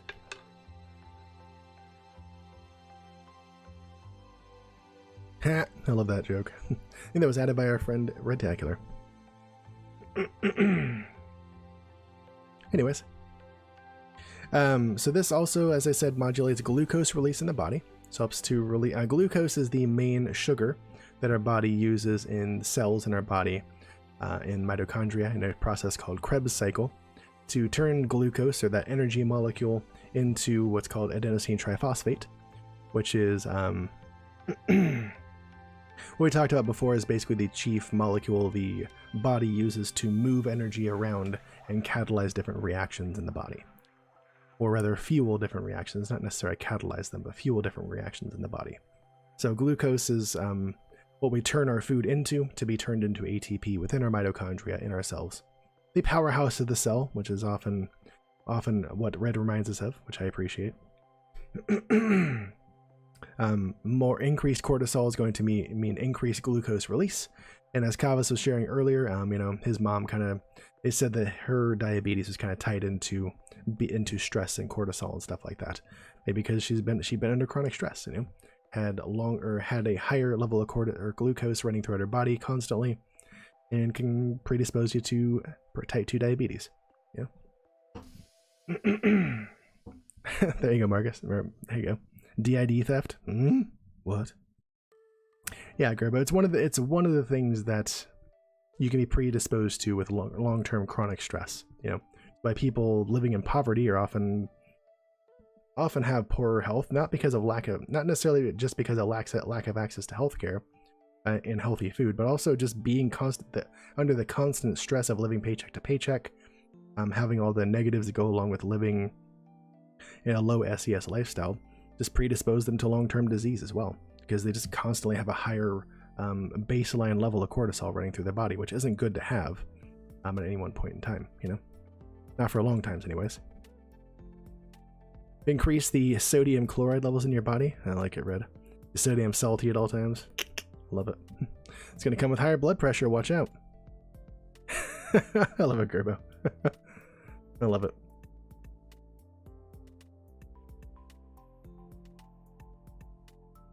Anyways, everybody, let's move on. Hey, here's another neuroscience question. Trephination is the addition of a what to the skull? Draco was on that so fast. Oh, just a little faster than Mark. You guys both had it. Yep, it's the addition of a hole to the skull. Not at all medicinal, but an ancient practice in trying to help people with mental health difficulties, or probably other biological ones as well. If something's wrong with your head, probably due to evil demons, and you should probably bore a hole in the skull to let those guys out. Then you'll be better. Or you'll die. A pole to the skull, got him. You're about to ask hole? Yep, that was spelled differently. No. You got it. It's a pony to the skull. No, definitely not. While that could put a hole in your skull, they tended to do it in a more controlled manner. Hammer in like kind of a sharpish rock. Knock that out. That was spelled differently too. Trephination. That's the way I've seen it spelled. Some people say trepination. I think it's just different pronunciations. I believe that's the way it's spelled though. Horses can be dangerous, yeah. Horses can kill a person. Super scared of them, Red. I don't like them. I just never liked horses, but yeah, you definitely don't want to stand behind them. That's a good way to get kicked in the freaking face and die. Hey, Rook. See you, man. Bringing in a good point. If you're dead, then you're better. No more issues. It's true. Not an optimal way to deal with it, though. I love that, man. Good to see you, dude. Peace out, Leif. Have fun in your stream, bud. We'll see you later. Could be an actual treatment for certain edemas. Now, it could be something that they... If you have a lot of brain swelling, I have heard of them just kind of taking off the top of the skull, letting the brain swell and stuff like that, so that there isn't pressure put on the brain. It lets the blood vessels swell as much as they need to, and when that swelling comes back down, they can put it back on again. I have heard of that. I don't know how commonly it's done. I guess they could also, if they suspect edema in a certain area, they might cut out a piece of the skull and put it back later too. Again, just to let that bleeding and the swelling take place without putting pressure on the brain. But it certainly isn't done by just knocking a hole in the skull that is irreplaceable, you know? I would say that that's a different procedure, and it's done a different way nowadays, but the concept is the same. The concept is the same, but it's not done for the same reasons, you know? You don't go in and get a piece of your whole skull taken out because you're schizophrenic, which is what they would do for trephination, because they thought evil spirits are driving you mad, you know? Different causes, more controlled environment, or not different causes, more controlled ways of doing it, more reversible ways of doing it, more controlled environments, different circumstances, all that good stuff. Google says, yep, it's also spelled trepanation as well as trephination. We're talking about the same thing. It's semantics, or it's not even semantics, but it's just spelled differently. It's fine. Horses always look super sad too because they got the long faces. Got them. I love it, Red. Yeah, as far as I know, that can be used to treat certain edema, which is swelling of the brain as well. Yeah. I don't know how often that's done anymore. I think they try to avoid doing that, but I don't know. I couldn't say. I know my grandma had swelling, or what was it? Hemorrhaging on her brain, and thus swelling because of that. They didn't do that. They instead inserted a tube and kind of relieved the pressure that way until she stopped bleeding. And she got the tube removed and she was good to go, you know? Yeah, I would imagine they try to avoid it too. Yeah, it's probably just a emergency life-saving, brain-saving kind of thing. Yep. Kill chat with your joke. Oh, Fred, you're fine. It's good, dude. The word trepan is derived from, literally means to bore. Oh, that makes sense. There you go. There you go. Yep. They use a drill, or they'll just use it, like I said, a sharp rock. Knock a piece of the skull up. Good to go. Okay. So yeah, HPA axis modulates glucose release in the body. More cortisol usually means more glucose being released in the body. Shouldn't be happening a lot, you know. Shouldn't be happening as much as it does in people that are very stressed out, you know. It also suppresses the immune system, because the immune system running is a very energy intensive process. And during times where you want to conserve energy for fight or flight things, like, you know, responding to threats and all that stuff, you don't need to be fighting that cold if you're being attacked by a lion. Or your body also sees you don't need to be fighting off colds or other things if you are worrying about where your next meal is going to come from, you know, constantly. So your immune system can be suppressed long term, which is also not good for it, because you're going to be more likely to pick up diseases and viruses and all that stuff, and also chronic illnesses. So another good reason to try to reduce the stress in your life, because when you are really stressed out, your immune system will be suppressed and you can't fight things off the way that it should. So, So it's a boring treatment. Hey, I love it, Mark. I love it. I love it. Your buddy has stress. F everything. Ah, there it is. Burns down the house, runs around screaming. Kind of, in some ways, I guess you can think of it like that. Yeah. Just like we need to focus on basically like your body responding to a spider in the house. Like just burn the house down. Just get that spider. Get it. We'll worry about everything else later. Get that spider. Screw the house. Screw everything else. Get the spider. We'll deal with it. We'll deal with it afterwards. All right. Spiders are friends, beta? No, they're not. Not for me. Not for many people. Spiders can be friends outside. Just stay outside. No, thank you.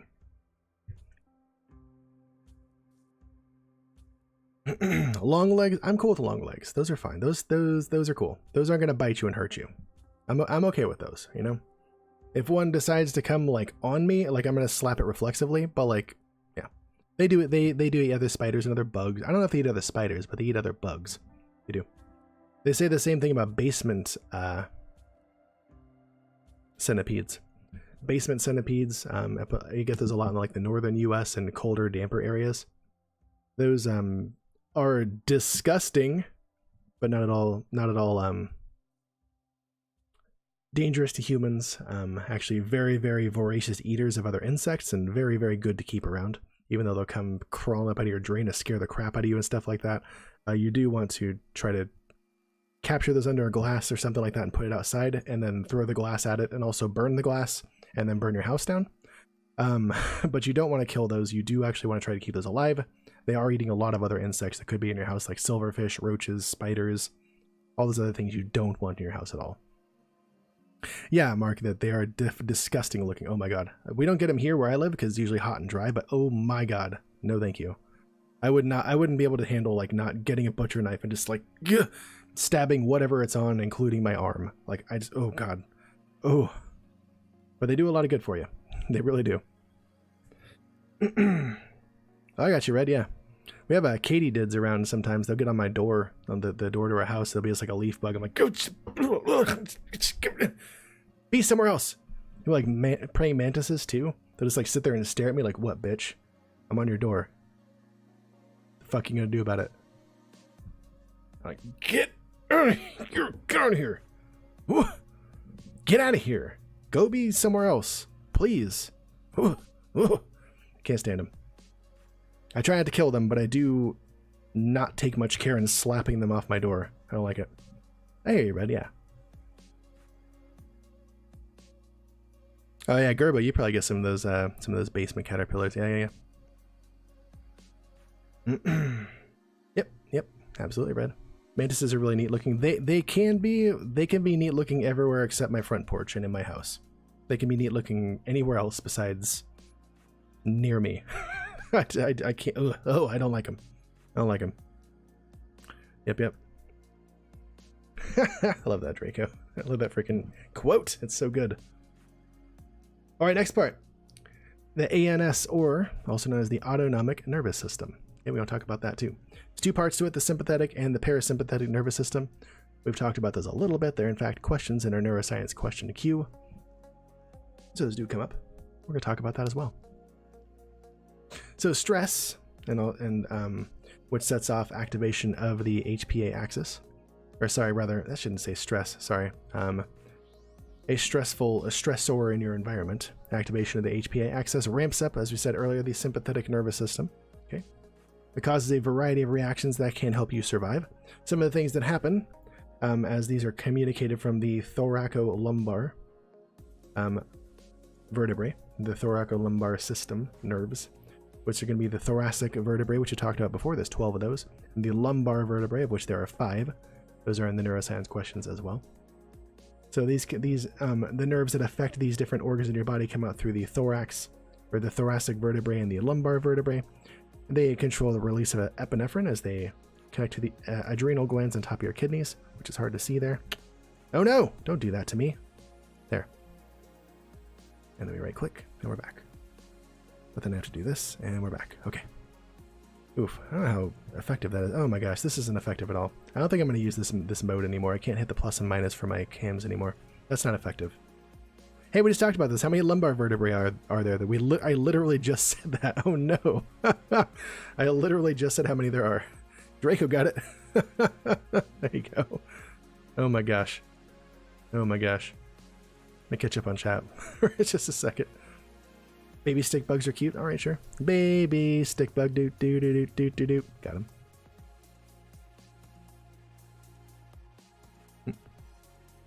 Mark said also mantis female eating male thing basically isn't a thing and only happen under extreme starvation. Oh, I didn't know that. Good to know. That makes me like them a marginal bit more. Yoink. Yep, got him, Red. Salty indeed, man. I'm just saying. You gotta get on this. You gotta get on it. Gotta get on it, dude. We don't have 18 or 19 of much of anything, honestly. I'm just gonna put that out there. Not much that we have that many of. Anyways, some of the things that this controls. Quest time. Digits. Well, I guess if you want to get there, sure. We have fingers and toes. You divide them into fingers, 10. Toes, 10. Sure. But that's about it. There ain't teeth. Maybe some people have that many, usually more. Around that many. Not many things, though. Not many. I get you, Red. I get you. So some of the stuff controlled by the sympathetic nervous system being ramped up is a release of adrenaline from those adrenal glands on top of the kidneys. Dilation of our pupils to let some more light in, make us a little bit more likely to spot threats. Increase in respiration rate, we're going to breathe a little faster. Increase in heart rate, you can feel that when you're stressed out, you got that heart pounding, that's one you definitely are aware of.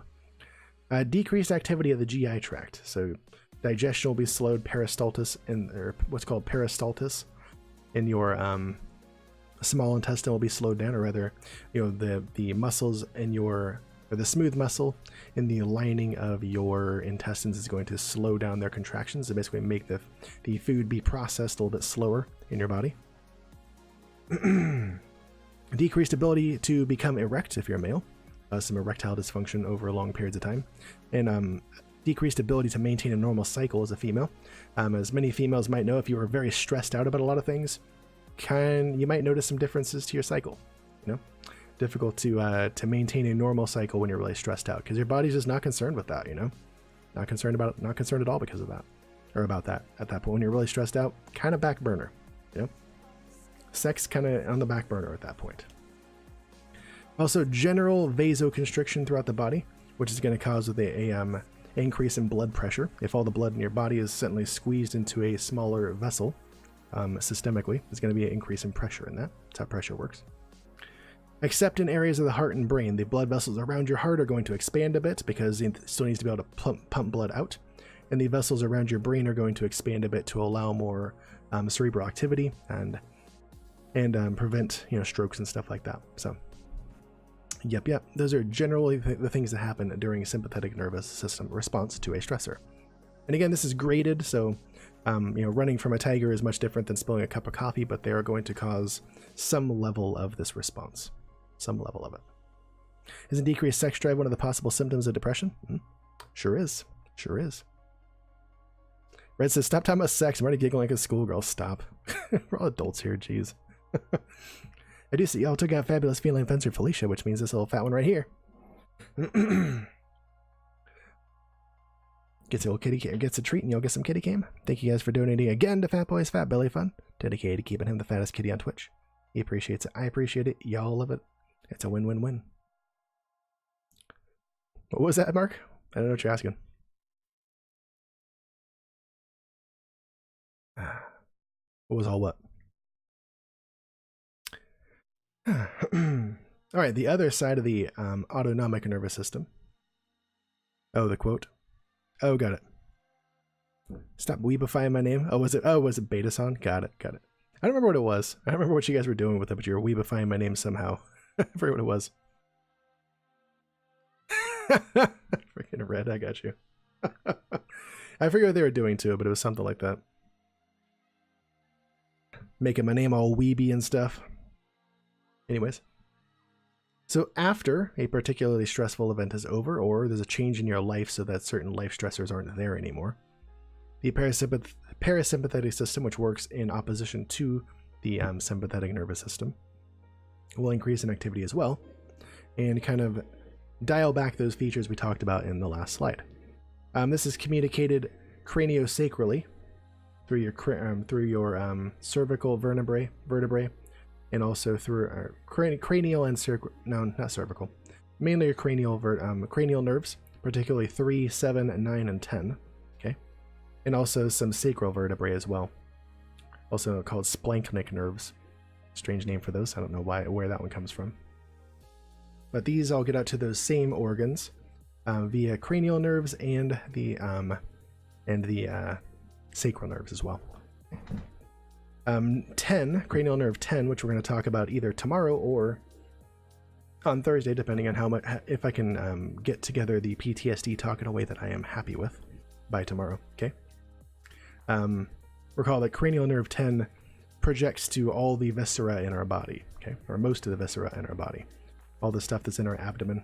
Vagus nerve is projecting to that.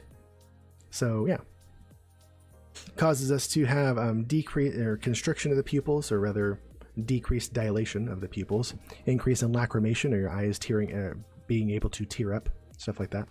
It's going to dial back respiration and heart rate, bring those back down. It's going to increase the level of your activity in your GI tract to make you better able to process food and all that stuff. It's going to let sex organs do what they do unimpeded, or less impeded. Okay, as means general vasodilation, or widening the blood vessels, and with that lowering of blood pressure as well. And also, oh yeah, so the sympathetic and parasympathetic connection to the liver isn't really fully understood at this point. We know that it does connect to the liver, but we don't really know what it's kind of doing there at this point, as far as I saw. So, oops, I should say how, not how. So yeah, with respect to how and what function are being increased or decreased by the sympathetic and parasympathetic nervous system, just not really there yet.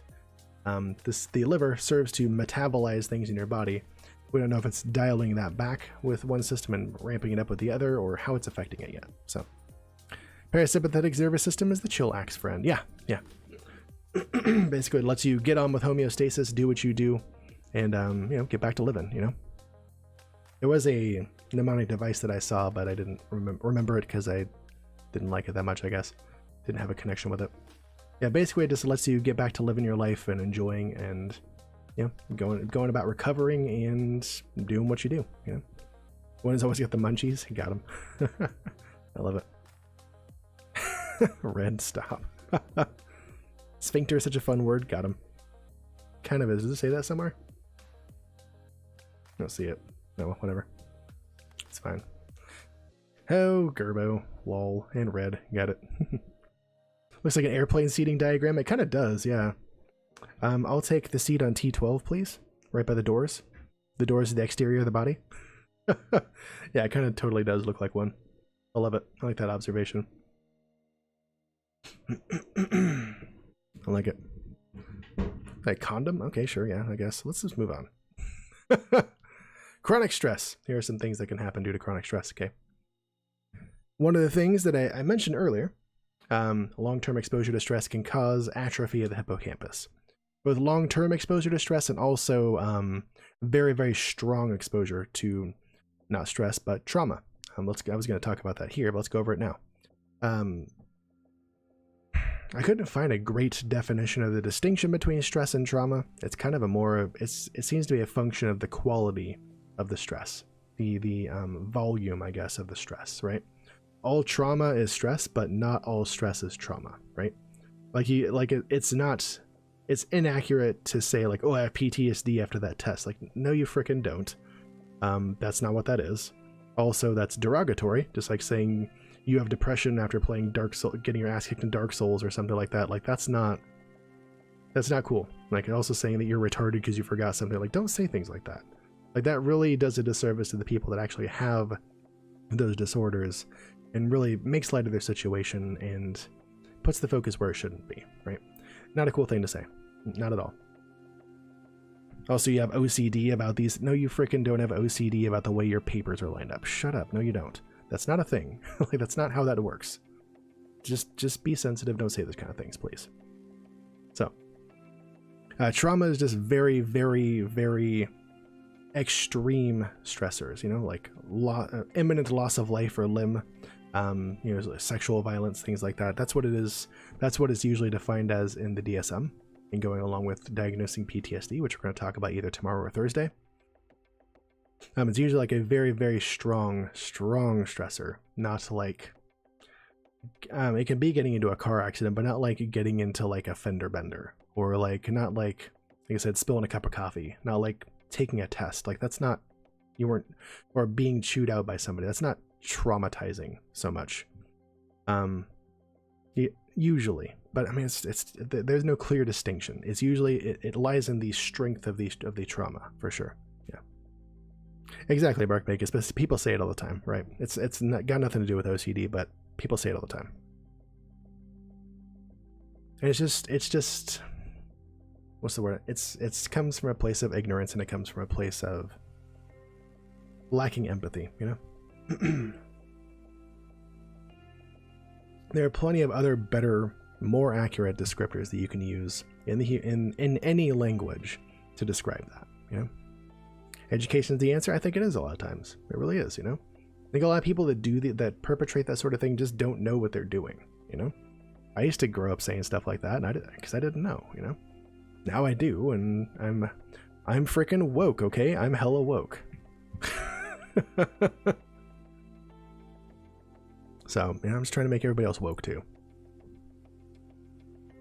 Anyways, so like I said, long-term exposure to stress or very strong stressors can cause atrophy of the hippocampus, okay? That's a major thing, especially in PTSD. That's a major thing that they found.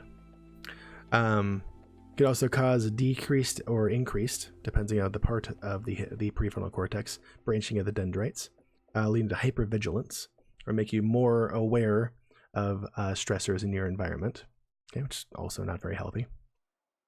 There can be structural and activity changes in the brain, mainly between connections to from the prefrontal cortex to the hypothalamus and hippocampus. We're going to talk about that more in depth either tomorrow or Thursday when we talk about PTSD, but it's also seen in anxiety as well, you know? You just kind of get that hair trigger for stressors, you know? People with anxiety know this. People with PTSD definitely know this, you know? It just makes you more likely to respond to something in a very stressful way, or in a very stressed way, and less likely to be able to take control of that in a logical, I guess, or controlled manner, in a rational manner, you know? It just hijacks your stuff, you know? Chronic stress leads to fibromyalgia, depression, and endocrine imbalances too. We talked about that earlier. Just your body having higher levels of cortisol just throws the balance off for a lot of things and can predispose you to a lot of different chronic diseases and stuff. Also due to too much serotonin. Interesting. Okay. Interesting. Yeah. I'd say that like the balance of serotonin and in your brain, in different brain regions, and depression isn't super fully understood yet, you know? Even prescribing medications for that kind of thing is still kind of shooting in the dark, just seeing what works, you know? SSRIs don't always work. They do help some people. Depends. It might be a dream. I don't know. I mean, SSRIs do some people do respond to that, but not everybody's going to. Some people respond to SNRIs, but not everybody does either. I didn't. You know? It depends on a lot of different stuff, and like I said, that's part of the reason why I think there should be more looking at the brain when you're prescribing these kind of things and seeing what works for everybody. But we're just not there yet, you know. Oh, fibromyalgia. Oh yeah. Okay, I thought you were talking about depression. Got it. Yeah, for fibromyalgia, I would expect that those don't do much for you, no, because that's not what that's about. So yeah, gotcha. All right. It can also be associated with the kind of a long-term downregulation of the immune system, susceptibility to chronic illnesses like type 2 diabetes. Apparently fibromyalgia is one as well. Definitely cardiac problems for sure. It's going to make you more predisposed to strokes and aneurysm because of that increase in blood pressure. all kinds of different stuff, for sure. And you're going to end up with lower overall immune function in older age, too, because like many things in your body, your immune system kind of has a certain amount that it can give during your life, and if you burn it out early because you've been living a chronically stressed life, you're going to have a hard time fighting off disease later.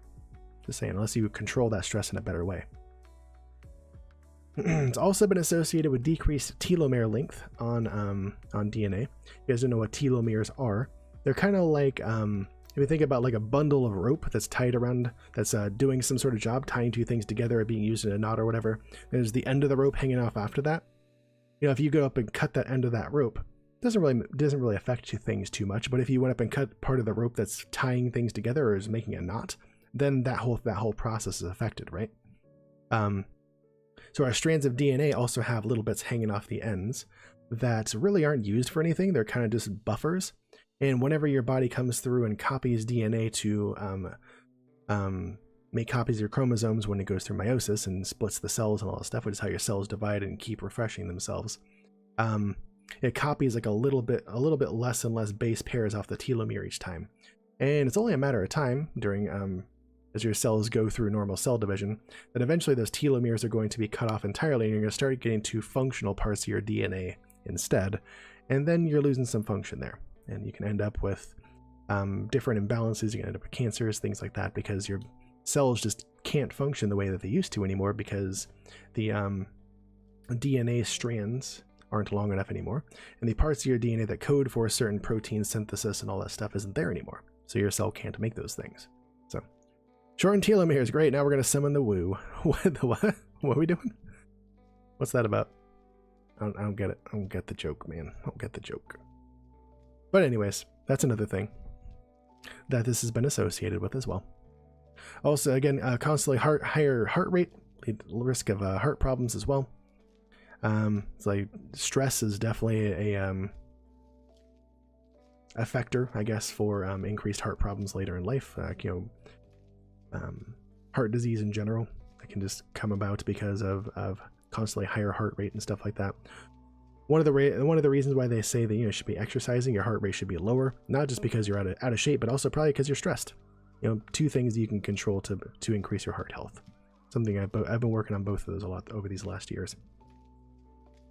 Also, it can make reproduction more difficult. It can be associated with erectile dysfunction in men, again, menstrual irregularities with women, and also increased chance of miscarriage. A woman is very stressed out. Miscarriage is much more likely also. So. Mega said there's a lot of pseudoscience around the idea that long telomeres result in improved health. Oh yeah. So you should, e.g., hold certain crystals to lengthen your telomeres. Yeah, that's garbage butts. I mean, the reality is that eventually they do get shorter over your lifespan and stuff like that. But having longer telomeres doesn't necessarily result in a longer lifespan. It's just more complicated than that. It doesn't work that way. Not necessarily. Nope. That's just not it.